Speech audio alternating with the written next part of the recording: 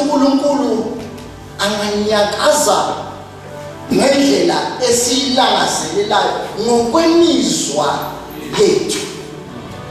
And we should be conscious that at that point we are not being led by the Spirit. Noma singaze sigqokise sithi umoya ongcwele utheni kimi. But if it contradicts what God requires,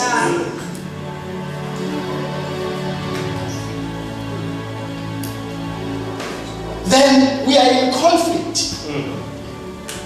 But we have the right intention. Kulombono noma kule mizwa yethu, some of it sisuke sithi senza kahle. Some of it sisuke sithi simela ivangeli ukuthi lingangcoli. Introduction. Now we will look at incwadi kaJona Shane. Ungilekelele nje kahle kakhulu because abazalwane have helped me to pray. Sesilithandazele lelizwi, sesidlulile lapha. Ngicela ukuthi ungibhekele lapha kuJohn 1:1 Shane.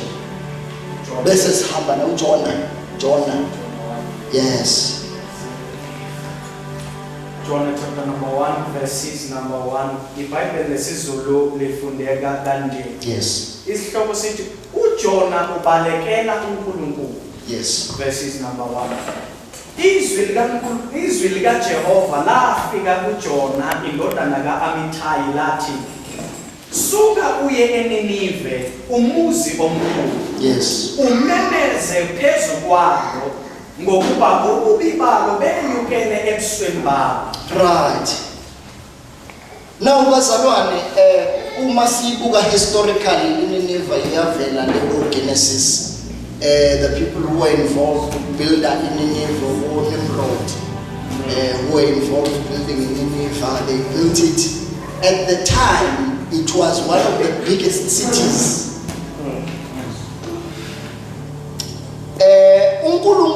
Now the Bible says the word of the Lord, right? In the beginning, there was the word.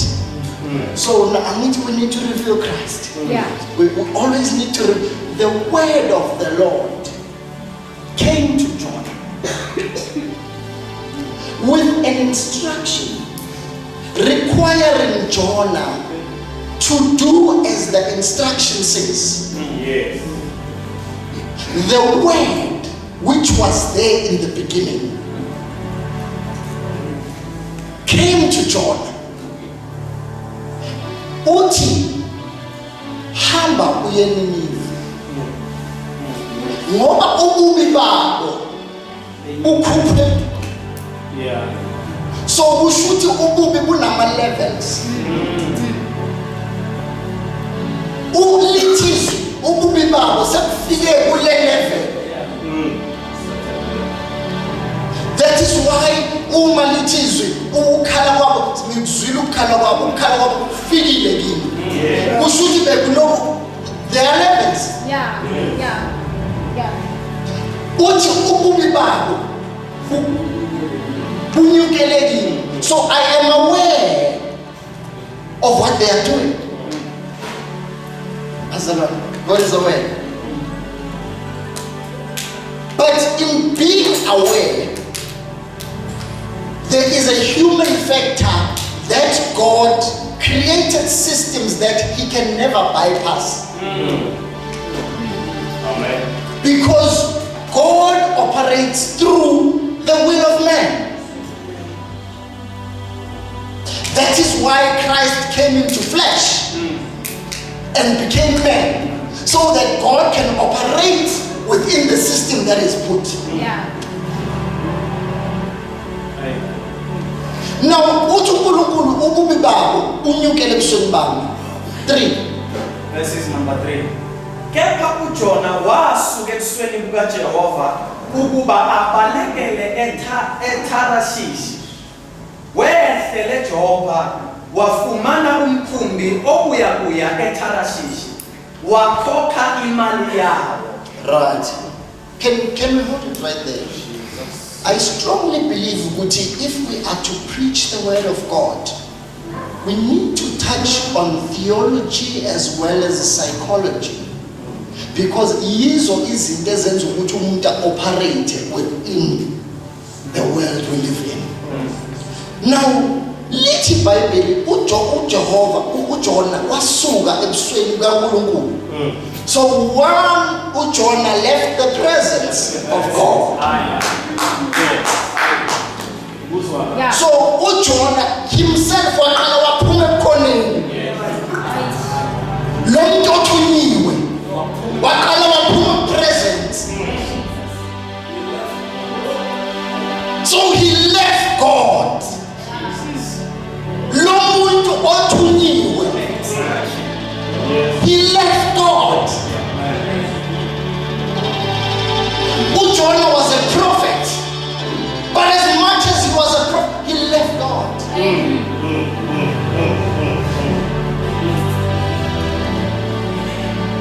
Then the Bible says, wehlela eJob.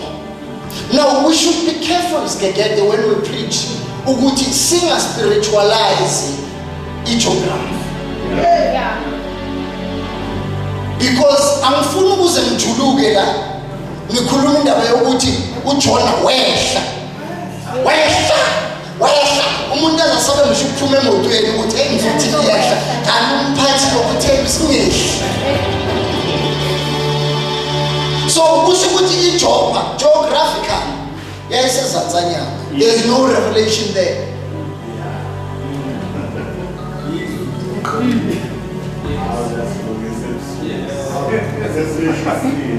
It's okay. I used to do sikhula kanjalo Nkosi bazalwane. I used to do the same. Ngibheke nje ngithi ayiwehla wakumelanga wehla. Yabona uSamson wehla. Yabona usuhleli. But let's not live there, because here we need to reveal Christ. Yeah. There are bigger things to deal with. Now let's Bible wehlele eJopa. So iJopa is a station. One wafike wakhokha. Yeah. Barcelona, it is expensive to move in the wrong direction. Because in the Bible, uJona wafika wakhipha imali. Now let's look at this. Now from Joppa to Tarshish, it's 2,500 miles. Ngokuya kwe-research kusho ukuthi longo is 4,023 kilometers.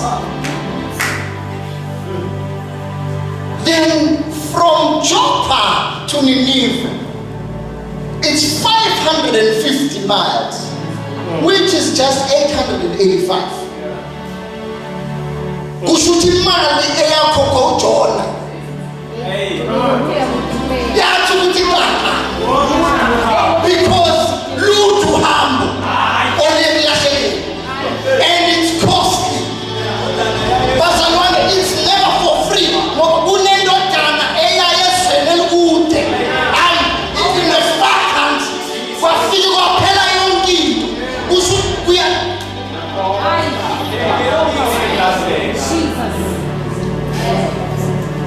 kuyabiza ukuduka.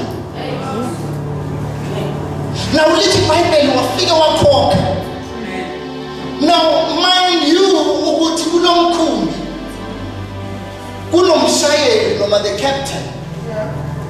He has checked yonke into mayelana ne-weather ukuthi okay simuva kanje. Yes, isilo somkhumbi, iweight, everything is on par. Yes.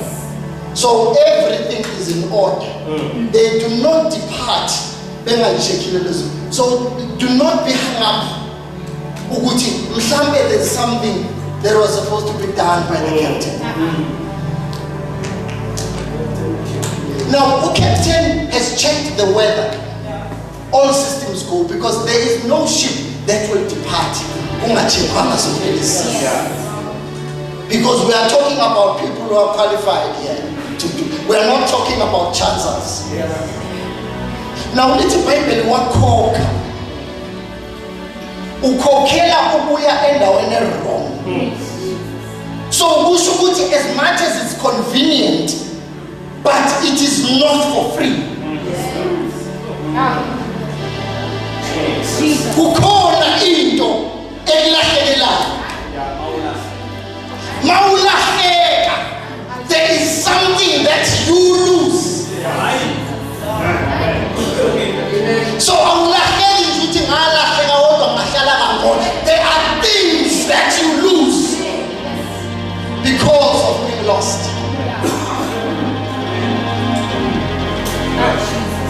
There is money that you lose.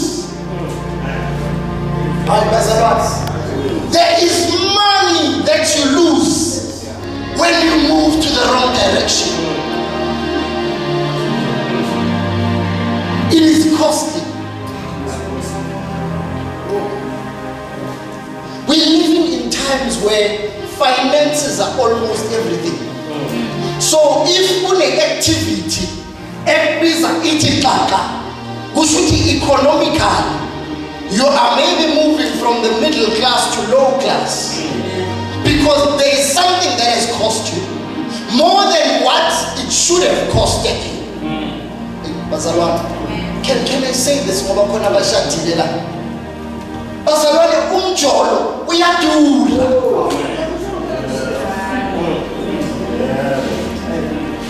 Khona izinto ongafika ufunwe zona lapha babuyikhaya angakaze akufune zona mama wakho.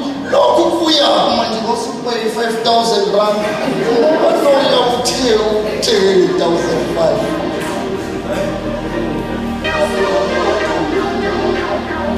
Ungamathe uyothenga uyivu wabuya na-800. Yayisiba yi-5,000. It's because it is expensive.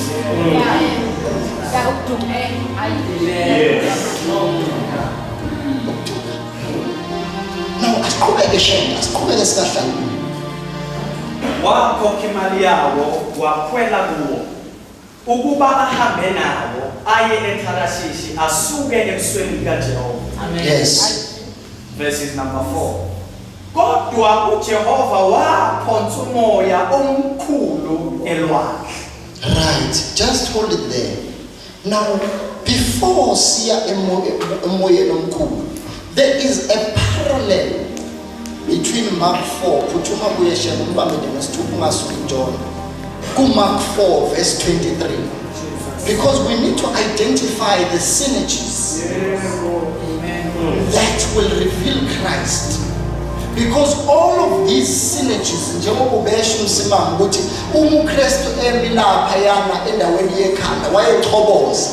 So we need to look at these parallels and be able to differentiate them from one another. Now, awuthi lapha ku Mark 4 verse 35 share.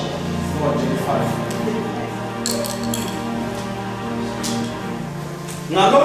Ngalolo suku sekuhlwile wathi kubo asuwele siye ngaphesheya.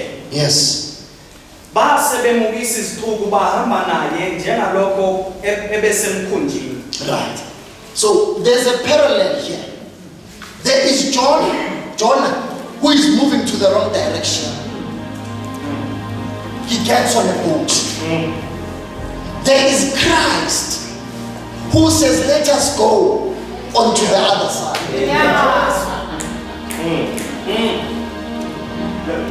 There is one who thinks he knows where they are going. And there is the one that knows ukuthi bayaphi. Kunohamba ngemizwa. Kunohamba ngolwazi. Because uyindlela mos. Neqiniso. So there are two people on a boat. uJesu ngale kuMark, uJona ngapha, uJona. They are both on boats. Now we will get to understand ukuthi yini eyenze ukuthi incident kaJona ihluke kwekaJesu. Because Christ must be revealed. Now the Bible says, umengena uJesu wangena walala.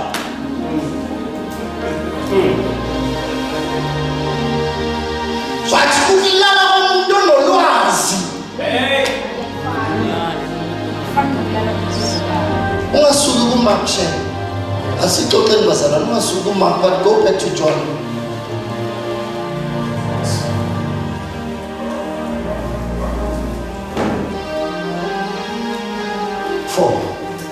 Kodwa uJehova waphonsa umoya omkhulu elwandle. Yes.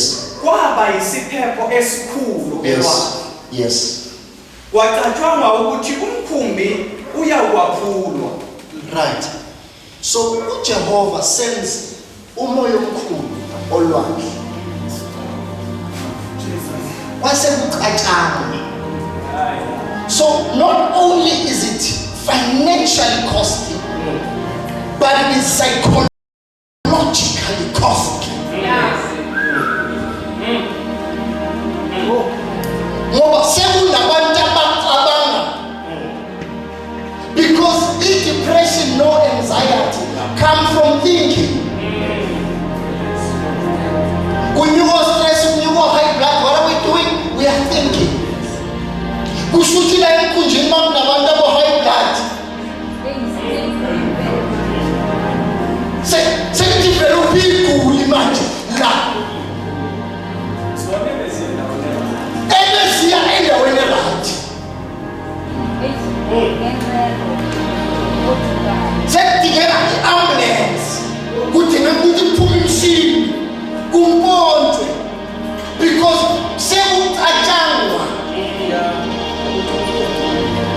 So it costs you financially, it costs you mentally. And at the life of which we are living, yabona makushayile lezo zinto zo-2. Ya uyagoisha.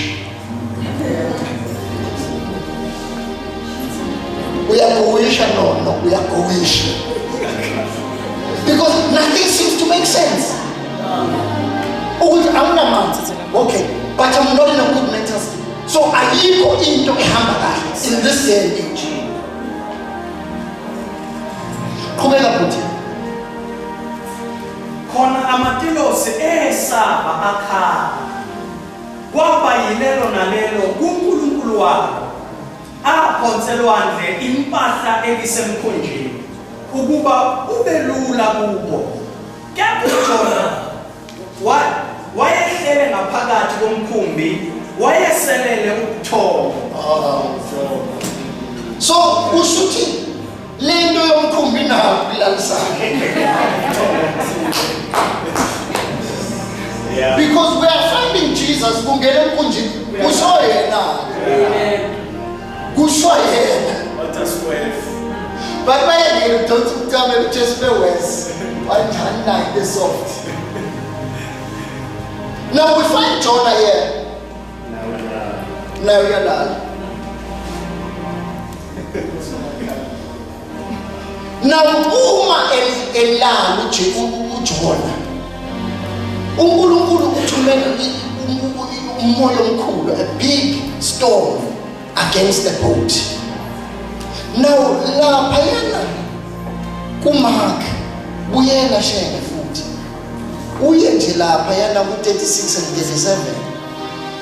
Base bemukisa isixuku bahamba naye njengalokho ebesemkhunjini.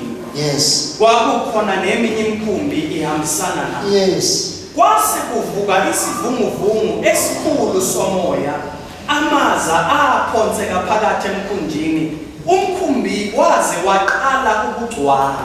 Bazalwane, we have preached an era that says when we are in Christ, angeke sibone. Amen.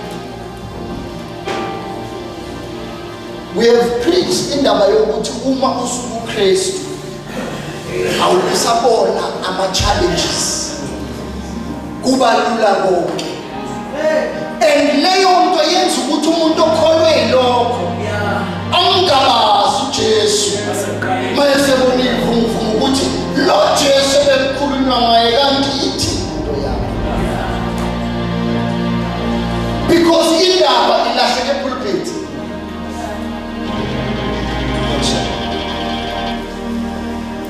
Indaba ilahleke pulpit. nivangela ukuthi nje it's all glory to, but both of the ships go through turbulence. But what matters is who is in the ship. Is the person in the ship the cause of the problem, or is he the solution? Because we have two people. There is the problem and there is the solution. Now, we are living in our own ships or boats. So we need to be careful on who we allow on board. Amen. Yes. Because it is costly to go in the wrong direction. Oh, yes. Kumele siqale sibabheke abantu esibagibeze ebukhunjini.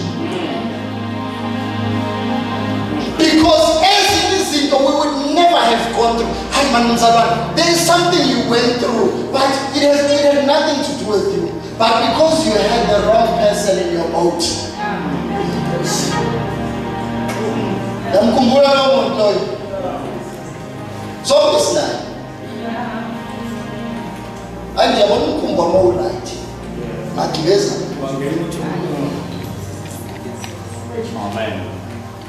So we need to be selfish with our boats. Yes. You need to discern with your boat. Ukuthi, I can love you mzalwane, but I can love you from there. Don't get into my boat. Asikabili ukuthandana ebandleni, asikabili ukuthandana emsebenzini, kodwa sikekela ukuthandene lapha. Because of what you may bring to my boat. Now the Bible says, bakhathazeka, basebenza njani, bakhuleka koNkulunkulu babo.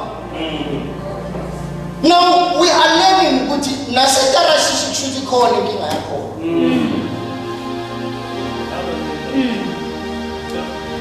Yeah. Amen. uJona, just to bring you into context, akafuna ukuyela iriver ngoba ucabanga ukuthi sebone kakhulu kunabaseTarashish. uJona has discerned out of his own feelings ukuthi mina iyenza uJona gibela umkhumbo wrong ukuthi ubona iNiniva ukuthi laba yena ayisabafanele imesi kaNkulunkulu. But uthi maqala imvumvumu bathandaza kuNkulunkulu babo kusho nalaba balekela khona there is a problem. Bazalwane, kuyaqhura futhi kule nkinga zakhona. Bazalwane, kuney'nkinga zakhona.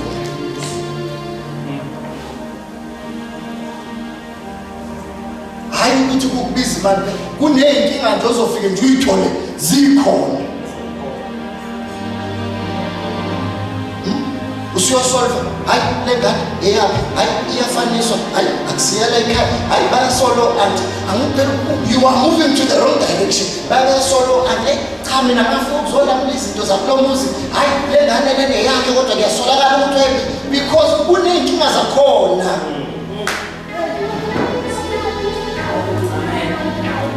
Because sibanjwe ile element ethi sizokwazi ukulungiswa. Bethi bekutshela ukuthi don't go there, uthi ngizomlungisa shem. Ngizomqoqa.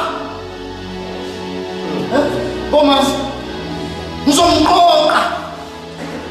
Hayi mina ngizomqoqa nje ngimenze into yasenzela sesi.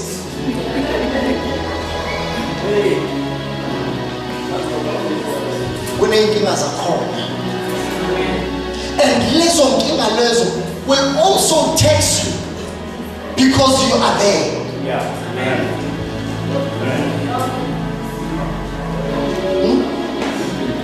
Now, asiqhubeke shem, uyiJona.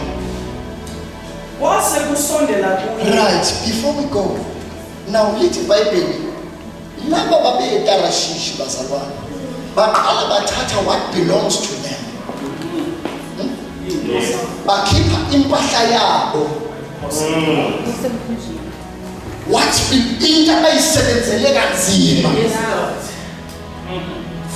But because of less sin, we will lose impahla yethu. Because there's the wrong person emkhunjini. Abantu baseTarashish had to sacrifice amagrosa.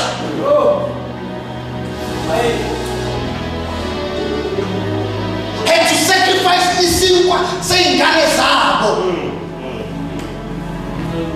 Because there's a wrong person in the boat. How much more do you want to sacrifice until you realize, no, I have the wrong person in my boat? Amen. Bohola Monday, Iman Pela Wednesday. Because you have the wrong person in the boat. Now, all the keeper is in the Kunji. They are trying to assist Isimo Escrow. Amen.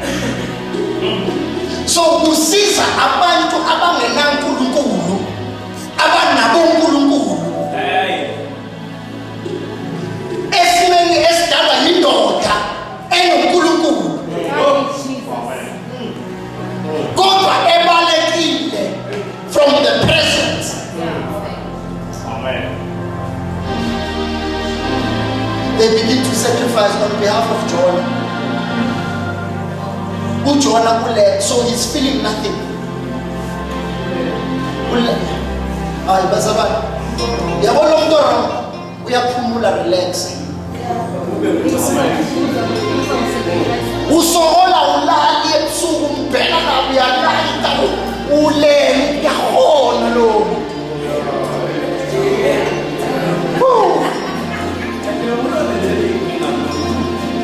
Umcindezela umcamela.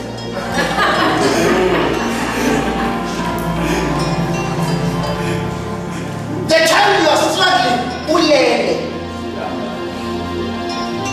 Niyabas.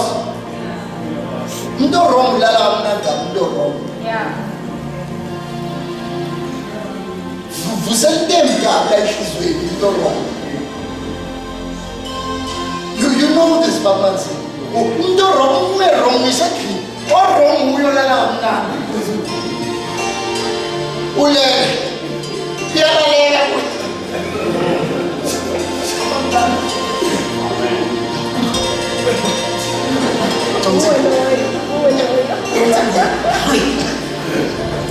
Because they feel nothing.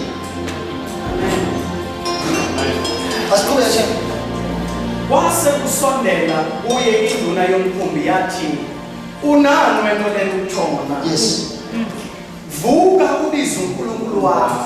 Yes. Mhlawumbe lo uNkulunkulu uyakusikhumbula ukuba singabuki. Yes. Bathi kwaba yilona lo umngane wakhe wozani senze inkatho. Sazi ukuthi kungenxa kabani lokububi kuphezulu kwethu. Yes. Basebenza inkatho yamudla uJobe. Yes. Right. So the captain of the ship,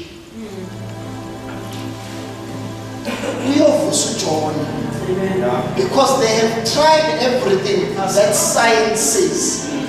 That umthetho wemkhumbi uthi makunje you shift this way, you pattern this way, you offload. Benze yonke into according to human strength and capacity. Ukuthi bewuhlele umkhumbi. Now seyasolisa manje ukuthi no. Kumele ngabe sithema silahle izinto kwangcono.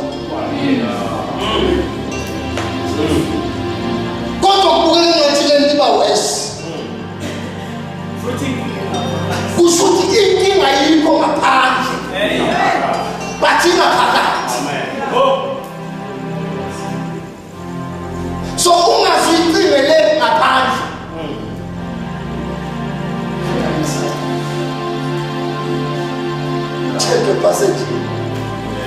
Check your passage.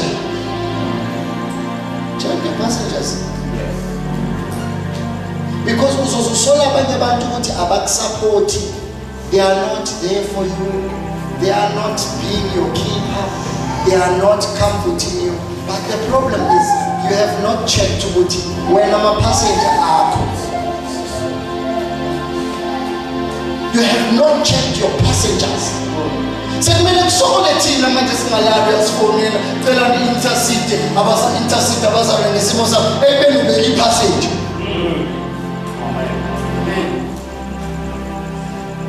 Hayi bo bazalwane, check your passengers. Ngibezebala. Now lithi iBhayibheli ke bayambuza uJohn ukuthi unani wena ukuthi ulale thina sibhubha. Awukubize uNkulunkulu wakho because le nto eyenzakalayo la sesikwenzile konke, we've checked all the boxes, but kunoNkulunkulu la.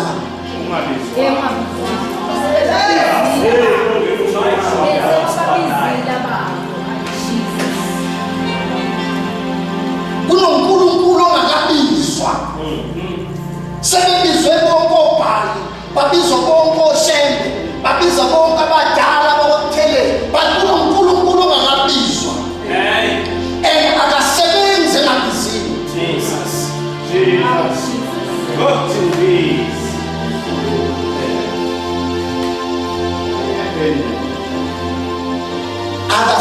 Akabypass i-will yomuntu. But mabethi biza uNkulunkulu wakhe ayithulele uJohn. Nathi yabona umuntu wrong. Yathula. Yathula umuntu wrong bazalwane. Uthulele. Khuluma lo. Uthulele. Umuntu wrong lo. Uyayithulela nje. Umbuzo ebalulekile. But azithulele nje. Now, qhubeka beshe. Benza inkatho. Yes. Verses number 8. Yes. Base bethi kuye akuyositshela ukuthi kungenxa kabani lokhu kubi Yes. kuphezu kwethu. Yes. Umsebenzi wakho yini? Uvela. Yes. Liphi izwe lakini? Ungowasiphi isizwe na? Wathi kubo ngingumHebheru, ngiyamesaba uJehova. Yes. uNkulunkulu wasezulwini. Owenzile ulwandle nomhlabathi owomileyo. Yes. Base besaba abantu ngokwesaba okukhulu. Bathi kuye kuyini lokho okwenzileyo na? Yes. Ngokuba base bazi ukuthi ubalekile ebusweni bukaJehova. Yes. Lokhu ebatshelile. Right. Now uJonah comes back to himself. Yes. Yeah. He comes back to himself. Bayambuza ukuthi ungubani, wazi siphi isizwe. Uthi ngumHebheru kodwa kubaluleke kakhulu ngiyamesaba. Ngiyamesaba uJehova. Because as much as I'm here, I'm very aware of my fear of the Lord. Ngoba uJonah ulana nje. Mhlawumbe ubecabanga ukuthi he is helping out God. Ngoba ukuba biyabhibhidla eNiniva phela. Because kubhisa phela eNiniva sithilela lesiqhubeka. So prophet ezinye izizwe. But uthi ngiyamesaba uJehova owenzile izulu nomhlaba nolwandle. Kusho ukuthi sihlupha ulwandle nje. There is a God. Jesus. Now, lento ithi uma berealize ukuthi manje this man is a God-fearing man. Bayakhathazela futhi. Bayithi siyakwenza njani? What shall we do? Now John replies.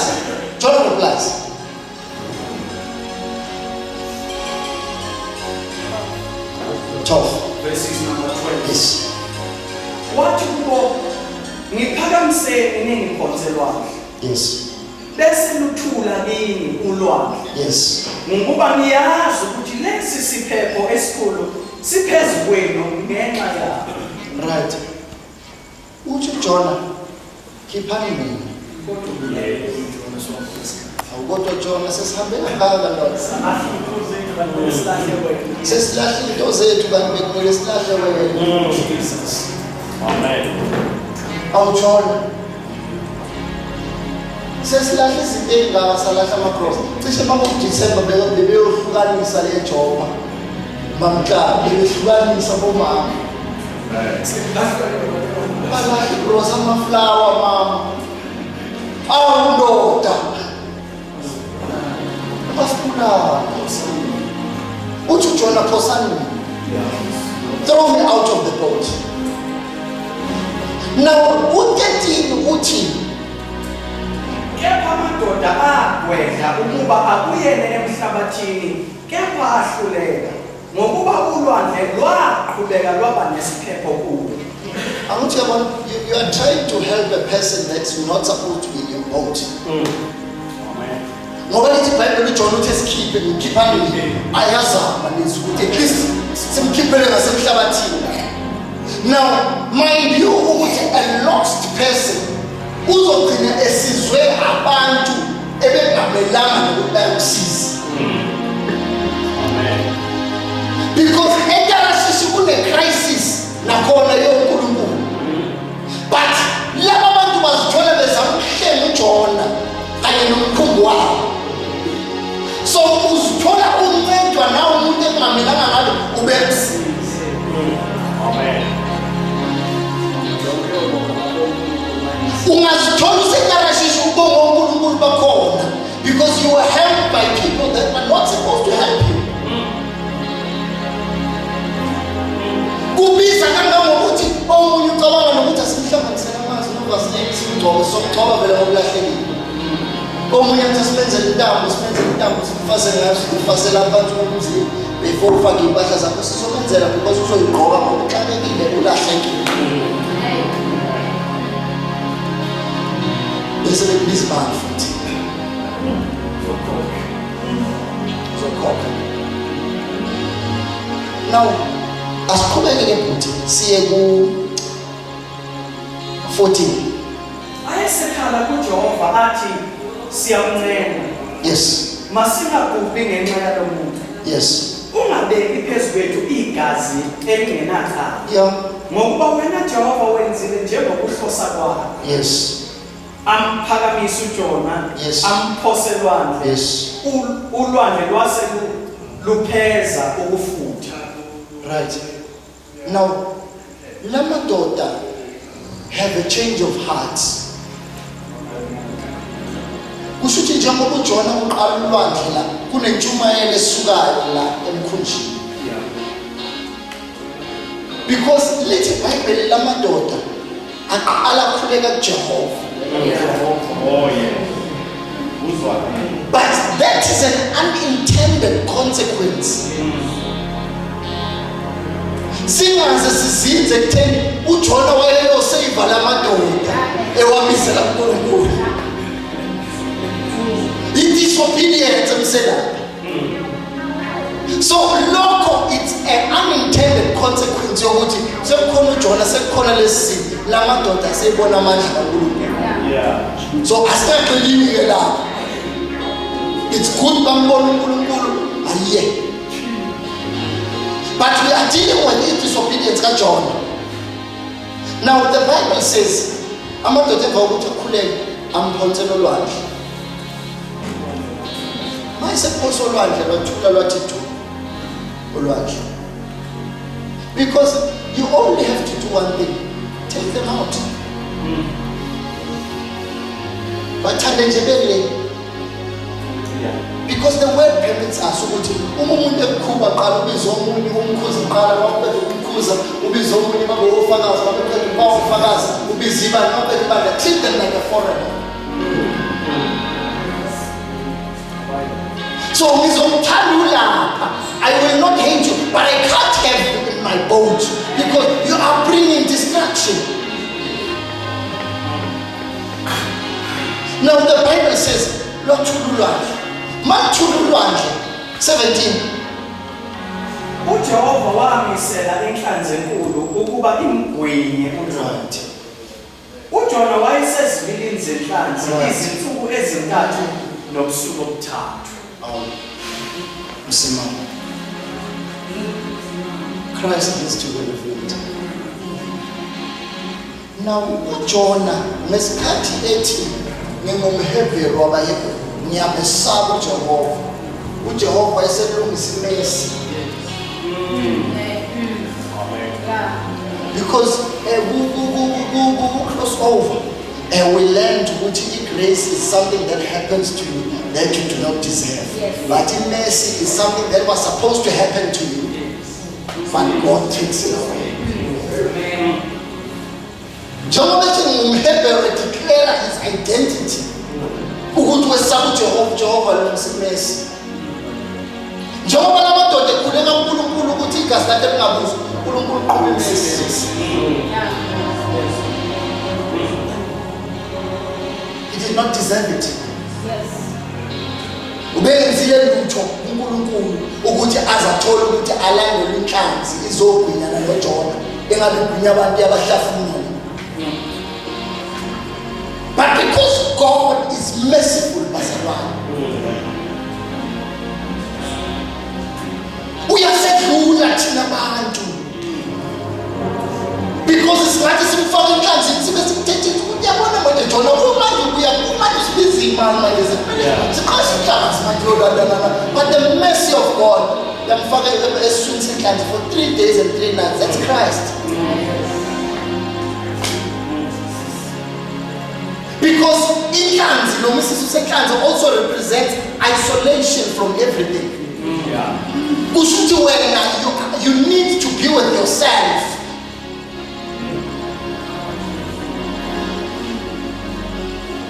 Now we are together, you need to be with yourself because the Bible says they are not gonna came to himself.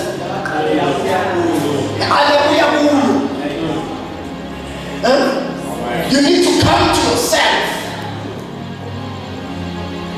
Now John spends 3 days, 3 nights in the belly of the fish. And then the fish vomited him on dry land. Now, I just put the number 1, 2, chapter 2, verse 1. uJona wakhuleka kuJehova uNkulunkulu wakhe esezivilini zenhlanzi wathi, Yes. ekuhlukekeni kwami ngakhala kuJehova wangiphendula ngisesifini sendawo yabafileyo ngamemeza wezwa izwi lami.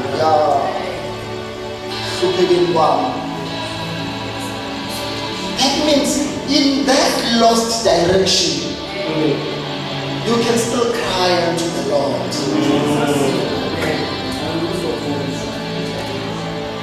And uzokuzwa. Amen. It's not too late. Uzokuzwa. Regardless of how much you spend, regardless of how much you do, but now call up Jehovah, uzokuzwa. Now let's now go 10. Jump up 10 foot. Verses 10. Yes. uJehova wakhuluma kuyo inhlanzi yamhlanza uJona emhlabathini owomileyo.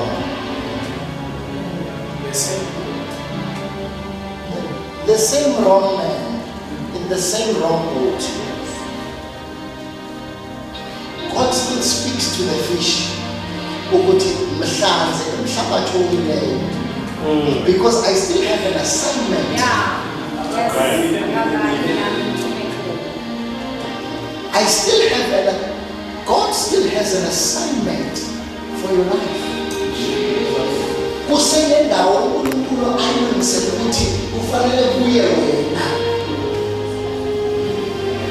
Thank you, Jesus. No one else is destined to go to that place except for you. Now look at God again. Let's pray uNkulunkulu wakhuluma nenhlanzi ukuthi mhlanzeleke emhlabathini womleyo. Then chapter 3, fundo chapter 3, so we can clarify it. Verse 1. Yeah, verse 1. Izwi likaJehova lafika kuJona ngokwesibili lathi, suka uye eNinive umuzi omkhulu. Right. That proves to us ukuthi imhlanzela ngakuphi eNinive. Because God operates within the will of you. Still, usabuyele emuva inhlanzi yomlahla ngale because he must be willing. Yes. Kunzima ukuthatha umuntu ongekho willing. Ngoba uzohlala une-challenge ukuthi hayi ngiyithole semseniniva nje. Angicelanga nomusa la. Wamkonga uzule amcela. Hawusawenzela into engamcela.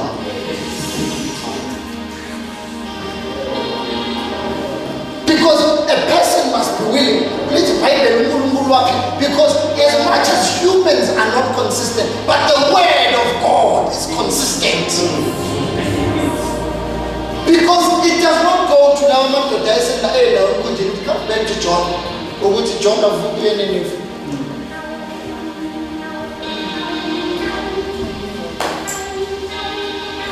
then it is up to you to make a decision.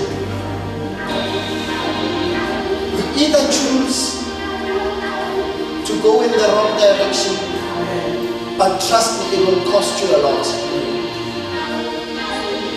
It will cost you a lot to go in the wrong direction. It's costing you a lot. It's either you choose to go in the wrong direction, or you choose to go where God wants you to go. But no journey is smooth. Because even no Kumbo, no Jesus, what the banana. But today we're inviting you, Bazalwane. We are having an assignment here that God has sent us to. But it is up to us to choose. It is up to us to choose who we keep in our boats. It is up to us to choose where we go. Because it is more pricey to go into the right or the wrong direction.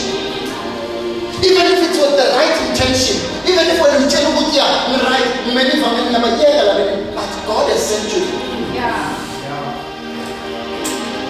I mean, God has sent you there.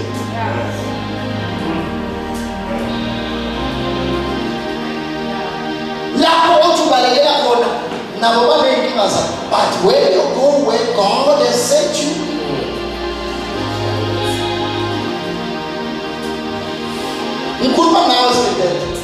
if God has sent you there, go where God has sent you. But you need to be sure it's God that has sent you. I need to call it but it is God who gives the assignment. Amen. Go where God sends you. Go where God sends you. I feel like repeating this, Pastor. Go where God sends you.